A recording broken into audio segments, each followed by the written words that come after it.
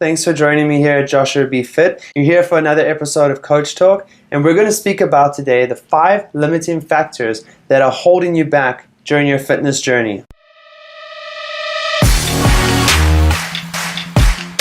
Before we talk about the 5 limiting factors and what they are, let's talk about what I mean by limiting factors. So, limiting factors, anything that makes it more difficult for you to achieve your goal. As a beginner, this can be really difficult for us to overcome. There's always something standing between us and our goal, and we got to try and figure out how to overcome these barriers in our fitness journey. And I'm going to tell you the 5 limiting factors just to watch out for. There are so many different limiting factors out there, but luckily for us, they all kind of fall down into these simple 5 categories. Number 1, genetics. Number 2, mindset. Number 3, exercise. Number 4, physiology. And number 5, nutrition. So let's speak a little bit about genetics. So we know genetics is something that we inherit. It's inherited DNA. It usually influences what you become or what you may look like, or maybe the structure and size of your body. So you are limited, but you are also not limited by your genes. You can always improve. There it is. So you can always improve. No matter what your genetic trait is, you can always get better at skills and talents at a specific sport, and you can always improve when it comes to body composition. You can always gain muscle, lose fat, increase your health and fitness in general. So we do all have genetic potential, and sometimes we reach that limit of our genetic potential. Some people have the potential to be really great. Some people have the potential to be the best. And I'm talking about, your people who win the Tour de France, or people who win the Olympic Games, things like this, set world records, break world records. It takes genetics to do these things. Yes, I don't take hard work away from these people. These people have worked insanely hard to get there, but genetics can play a main role in this. Alright guys, so let's talk about your physical activity. Now this is like your daily exercise patterns, but not only your exercise that you do daily or maybe 3 to 4 times a week of strength training. I'm also talking about your daily chores that you do at home, or your physical activity of walking from place to place, your transportation, or just walking in general. These factors come into play and make a huge difference when trying to reach your goal. They actually become a limiting factor for most people. Yes, that's right. They do become a limiting factor for most people. Now, the reason for this is because people don't move as much as what they used to. All right, that sounds weird, but everybody's daily activity is pretty low. All right, and that's not a good thing. You'll probably find most people are office workers these days, and they don't actually move around as much. We have a lot of cars and public transport now, so we don't walk as much.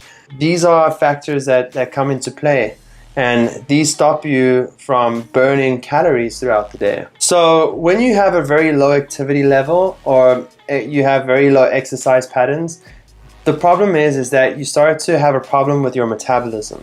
Now, your metabolism is basically a bunch of chemical reactions or physiological processes within the body that basically all goes crashing down when you're not as active as you should be. So what happens to your metabolism when you have a very low activity? Your metabolism comes crashing down. Now this could lead to fat gain, gaining unnecessary amounts of fat, or not using the fat as energy in the body.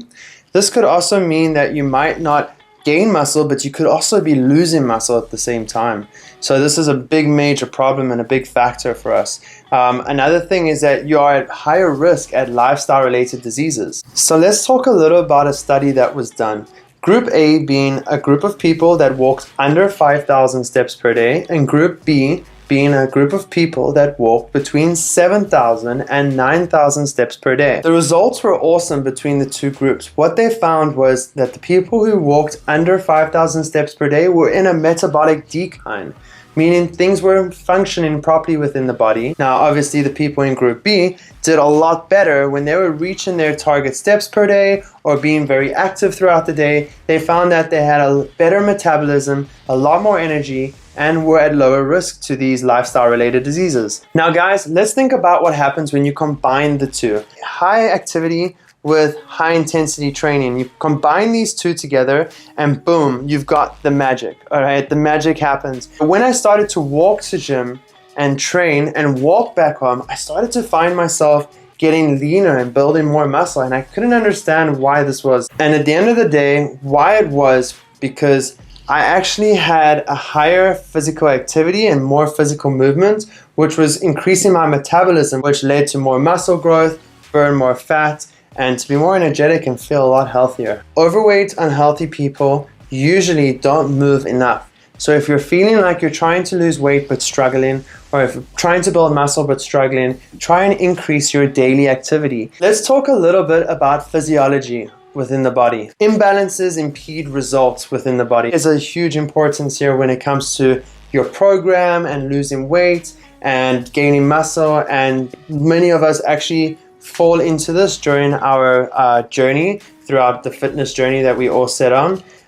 We always do kind of come across this limiting factor. Some examples of this limiting factor could be like your thyroid hormone, your gastrointestinal dysfunction, or sex hormones, and of course many more. All of these disorders and hormones could lead to difficulties with weight loss, muscle gain, or even if you're an athlete, your athletic performance. Now, sometimes when we start our fitness journey, we're kind of on a program and we might stick to that program for 2, 4, maybe 6 weeks. We might not be seeing as much of a difference or improvements as what we set on seeing. You know, of course, if we're trying to lose weight and we set that our calorie intake was to lose 0.5 grams of weight per week, but you've noticed you've only been losing 0.5 grams every 2 or 3 weeks, of course something's wrong. Digging deep into your individual physiology can really help you to understand why your program does not have the desired effect that you were expecting. All right, so this is a big one for me, and this is your next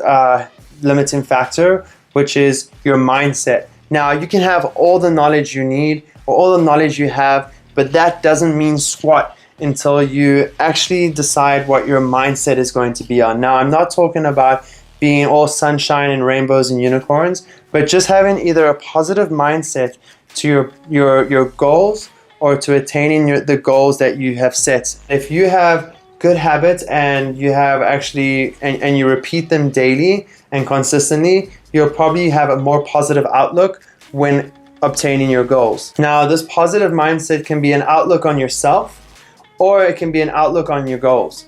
Now, some of your goals might be to lose weight, gain muscle. Some of your goals might just to be overall healthy. They say a lot of people that had a very positive mindset had improvement within their body composition, and also their performance improved. Now, what happens is you tend to visualize yourself attaining these goals, and that's when the magic happens, I guess. So guys, your next big limiting factor is going to be nutrition. All right, now I know you've been waiting for this one. Now, nutrition, of course, that means gaining muscle, losing fat, or just having an overall healthy lifestyle. What I can tell you from all my experience and learning from other people and professionals within the industry is that nutrition is always the key. Now, poor nutrition, good nutrition, what are these two? So poor nutrition obviously could mean like dehydration, low calorie intake, not eating enough calories. Even if you're in a deficit, you could still be not eating enough calories. And then of course, things like your sleep, but that doesn't really fall under nutrition, but can have an effect on your nutrition. Good nutrition, that's another story. Obviously, these are the opposites of what I've just mentioned. So you'll probably be getting a lot more sleep that would have a positive effect on your body's composition, because you'll be now able to have a more increased metabolism, so you can eat more calories. So that allows you to perform better as an athlete or at the gym, and allows your body to obviously regulate its metabolism. At the end of the day, nutrition is what builds muscle and loses weight. Now, you can also measure your health markers. So health markers are a good way for nutrition, because this allows you to know that when you are improving your nutrition, you're improving your health at the same time. Obviously, nutrition has a big factor when it comes to recovery. Undereating on certain foods like protein can also have a huge negative factor on your recovery. And of course, nutrition plays a big part in your mood. So undereating can lead to stress and lead to a grumpy mood. Of course, all of these limiting factors are important and are really difficult to overcome. So don't expect yourself to overcome them all at once. But I would say the most important one to start with, which would help you to lead to overcoming the rest of the limiting factors, would be nutrition. Now, as a beginner, you probably want to sort out a diet that works for you. And when I say diet, I say just a healthy eating program that you can stick to consistently and that doesn't make you sick of eating the same foods all day. You can mix it up, be creative, and enjoy the process of what you're doing. And this will usually lead to you overcoming the other limiting factors mentioned before.